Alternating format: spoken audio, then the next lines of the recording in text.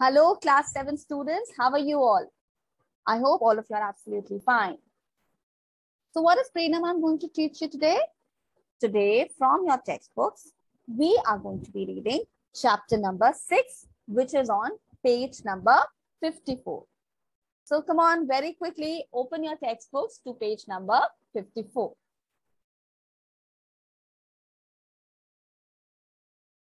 All right. So as all of you can see, this is chapter number 6 and the name of the chapter is The Vijayanagar and Bahamani Kingdoms. So in this chapter, we are going to be reading about 2 kingdoms. All right. And what are the name of these kingdoms? Vijayanagar and Bahamani. So we are going to be reading how these kingdoms came into existence and for how long did these survive and probably how did they decline. Okay. And like all the other chapters, we have certain topics that are the key focus. So let us see what are the key focus topics in this chapter.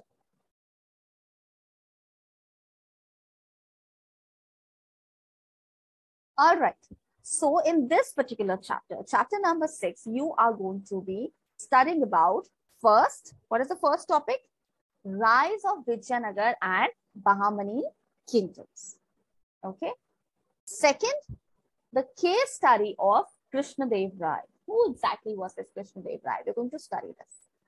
Mahmud Gavan, who's the founder of the Bahamani kingdom. And then the last topic, the fourth topic is the achievements, administration, art and architecture with special mention of the Hampi and Gol Gumbaz. Correct? So let us start reading this chapter. So basically, we have studied that what in the previous chapter we studied about India under the Delhi Sultanate, that there were some people who were probably happy with the rule, there were some who were not happy with the rule. So that was the case of India under the Delhi Sultanate. So how did this Vijayanagar Empire came into existence? So there were 2 brothers, Harihara I and Bukkaraya I. They founded the Hindu kingdom of Vijayanagar on the banks of river Tungabhadra. And their dynasty, that came to be known as the Sangam dynasty. So these 2 brothers, Harihara and the second brother, Bukkaraya I, both of them, they expanded their small kingdom by capturing the neighboring territories. The capital of Vijayanagar kingdom was also known as Vijayanagara. And the Vijayanagar kingdom, it became an important center of Hindu culture. And it lasted for 230 years and saw the rule of 16 kings under 3 dynasties. What were these 3 dynasties? So you had the Sangam dynasty, which was founded by the 2 brothers, Harihara and Bukkaraya. Then the Saluva dynasty and then the Tuluva dynasty. So coming from the time as India was under the Delhi Sultanate, there were certain other things or kingdoms that were also coming up. What was the religion like in the Vijayanagar kingdom? Krishnadev Rai is considered the greatest ruler. You can see this is the picture of Krishnadev Rai. During his reign, that is during the time when he ruled, he emerged as a powerful and prosperous kingdom. The kingdom, it basically emerged very prosperous.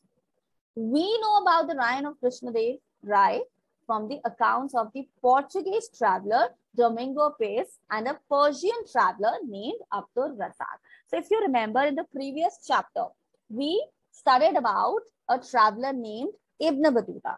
Reading the accounts of whom we come to know about a lot about the condition and the administration about India under the Delhi Sultanate.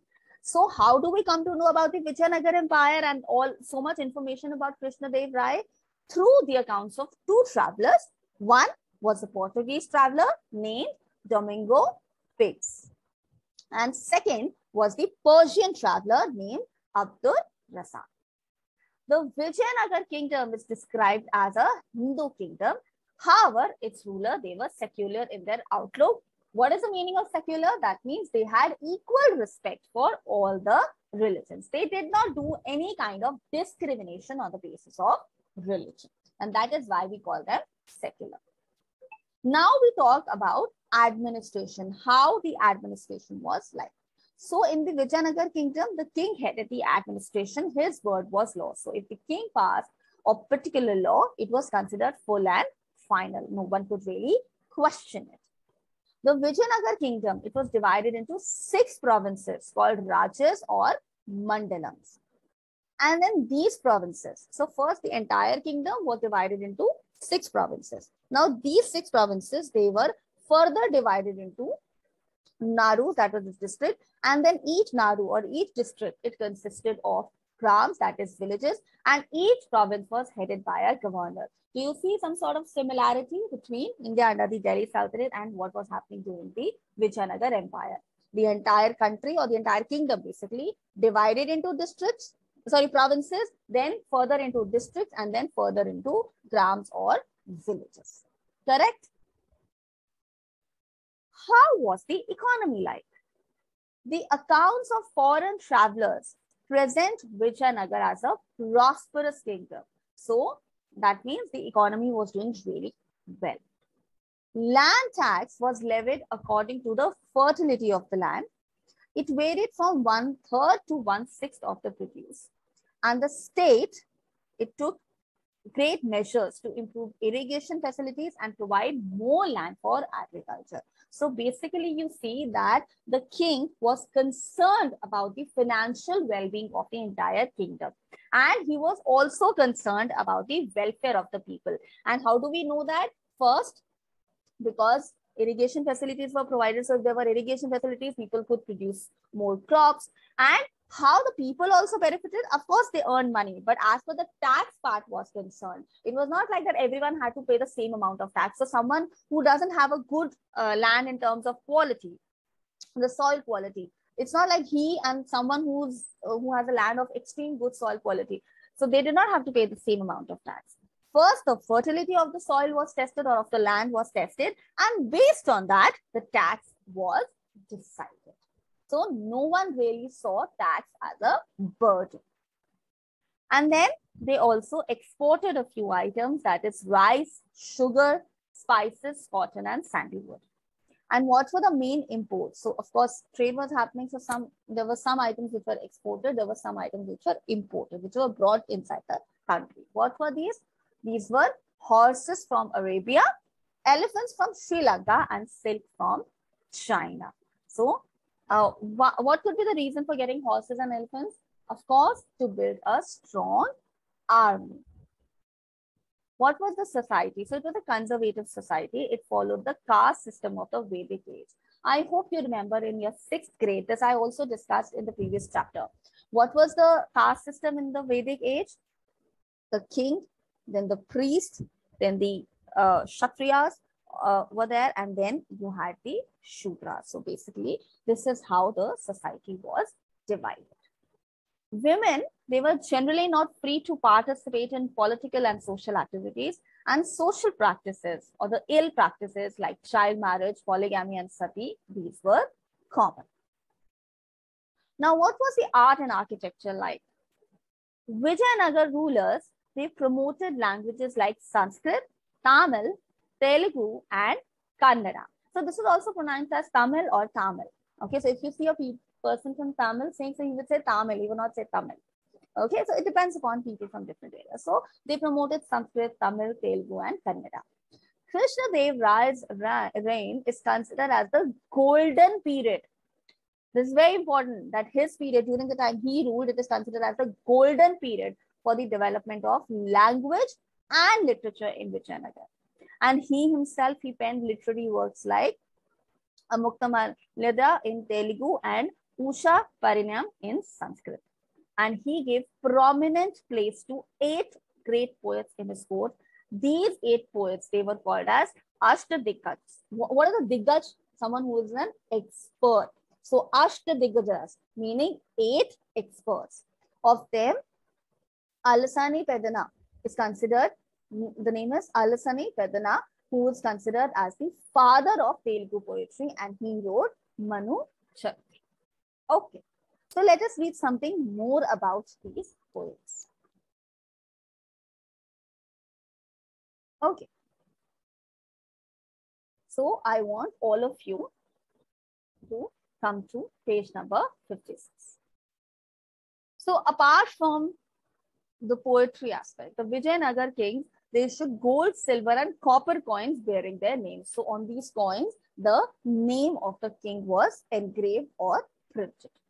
Some coins also had images of various gods, including Krishna and Venkateshwara. These coins had Kannada and Telugu inscriptions. And the reign of Krishna Dev Rai not only marked the climax in the territorial expansion of the Vijayanagar Empire, but was also remarkable for the development of art and the architecture. Okay, so we're going to study something about the art and architecture.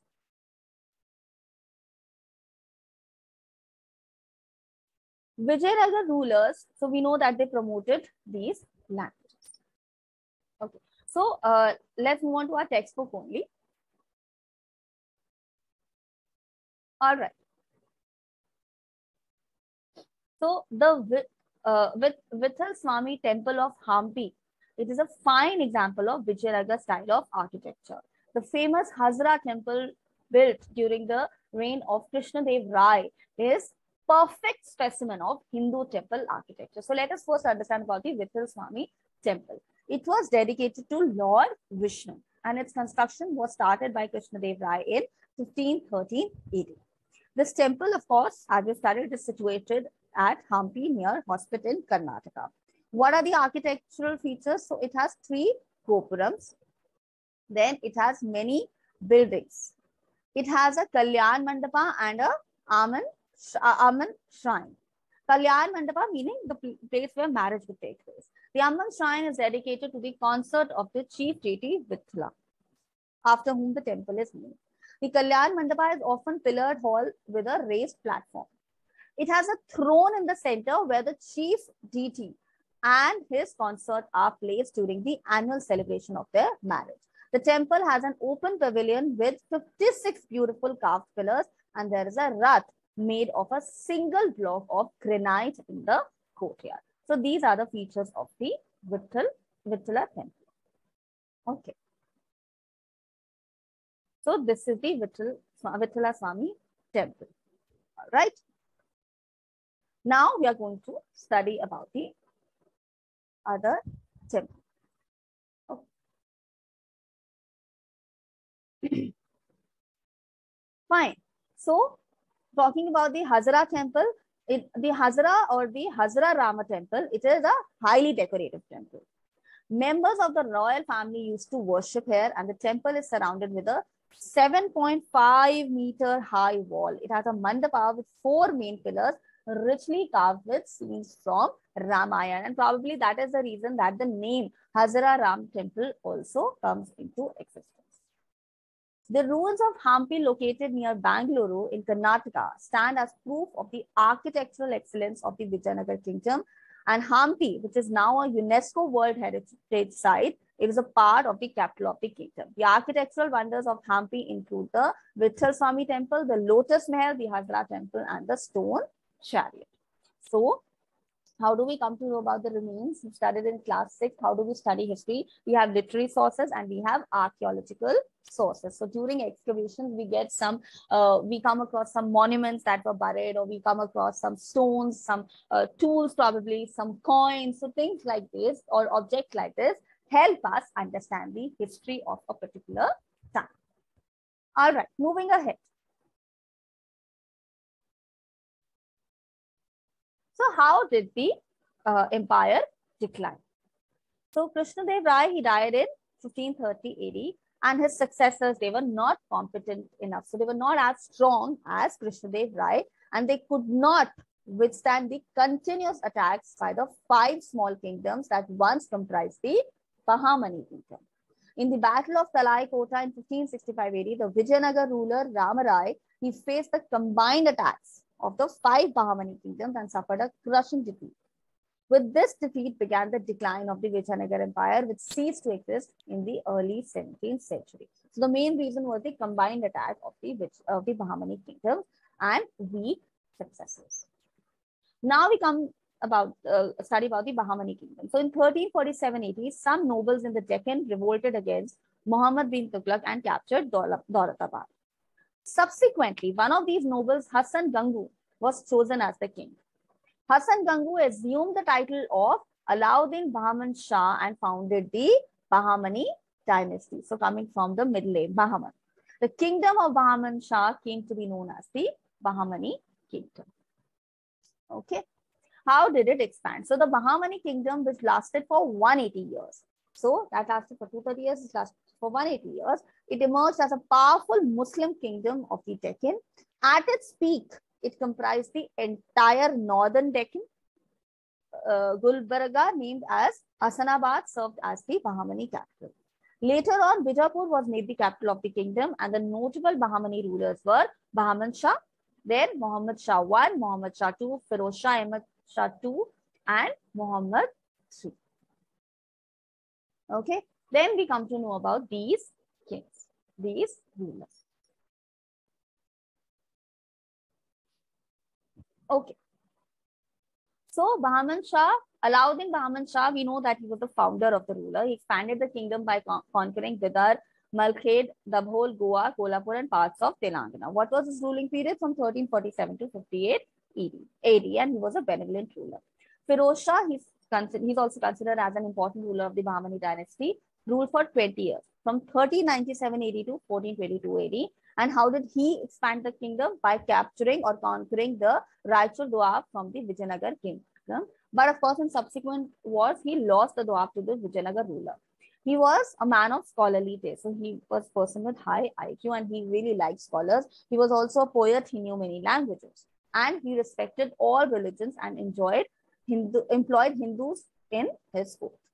Mahmud Gawan, he was a Persian merchant. He held an important post under 3 successive Bahamani rulers. He became the prime minister of the Bahamani ruler, Muhammad III, who ruled from 1462 to 1482 AD, and whom he has taught as a young boy. And Gawan was an able administrator and a skilled general. And Gawan, he was well versed in Persian language and mathematics. He was a great patron of art, encouraged education. And the Bahamani kingdom, we know that it reached its height of its glory during the prime ministership of Mahmud Gawan. All right. And the Deccan Pardesi nobles. In the court of the Bahamani rulers, there were 2 groups of the nobles. What were these? The local and the Deccani nobles, and the foreign nobles. That is the Pardesi. So 2 group of nobles, Deccan, called as Deccani nobles, and foreign nobles known as Pardesi nobles. So they were, of course, kind of continuous rivalry or a cold war, you can say, between the 2, that who was superior. So Gawan tried his best to end this rivalry, but that never really happened. And the 2 groups, they continuously had competition, cutthroat competition among each, or amongst themselves. The Deccani nobles considered Governor Pardesi. For them, he was an eyesore because of his strong influence over the Sultan. They hatched a conspiracy to get rid of him, and they convinced Sultan Mahmud III that Gawan was planning to overthrow him. So there was a conspiracy against him.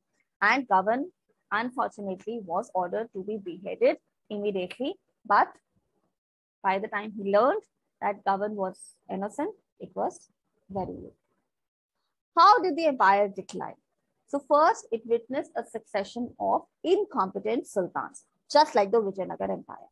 Then there was, of course, continuing rivalry between the Deccani nobles and the Pardesi nobles. And the Bahamanis, the continuous war with the neighboring Vijayanagara kingdom also affected their administration. And just within 50 years of Gawan's death, the Bahamani kingdom, it disintegrated, got divided into 5 kingdoms of Berar, Bidar, Bijapur, Ahmednagar, and Kolkata. And what was the administration like? Not all Bahamani sultans wielded absolute power. Their authority depended on the strength of their army. Sultans, those who had powerful armies were powerful. Those who did not were not powerful, obviously. Wazirs like Mahmud Gawan, with their progressive policy, took the Bahamani kingdom to its glory. Mahmud Gawan carried out many administrative reforms. So, for example, he divided the kingdom into 8 provinces called Taraf, and it was headed by a Tarafdar. Governors, they maintained their own armies and provided soldiers to the king in the times of war, and they were given jagis. And Gawan, he also improved the land revenue system. What was the art and architecture like in the Bahamani kingdom? So these sultans, the Bahamani sultans, they contributed to the advancement of architecture and learning in India, and they built impressive mosques, palaces, madrasas, and libraries. And notable work are Jama Masjid of Gulbarg, Chand Minar of Daulatabad, and the madrasa built by Mahmud Gavan at Bidar. And of course, the Gol Gumbaz, which is a mausoleum built by Mahmud Ali Shah II, who was the ruler of Bijapur. And then you have the features of the architectural features of the Bahamani kingdom. So it had a dome with an external diameter of 43.2 meters. There were large hemispherical central dome, balanced by tall tapering minarets at each corner. Each minaret or tower, it has 7-story with a small dome at its top. So to balance the entire building, the architecture was done in such a manner. And then there's a gallery which is 33 meters above the pavement from the dome rises, from which the dome rises. And the echo of a whisper made in one corner to the gallery is heard clearly at the opposite corner. So imagine the kind of marvelous architecture. But the death of Mahmud Gavan in 1481 unmarked the decline of Bahamani kingdom, and the governors declared their independence. And eventually what happened with the arrival of Mughals, the kingdom was absorbed into the Mughal Empire. So this is the story of the Vijayanagara Empire and the Bahamani kingdom. I hope you liked the stories. What are we going to do? Read the chapter again, watch the video again, and make notes. So 3 times revision, and then we're going to answer the questions on our own. Thank you. Bye-bye.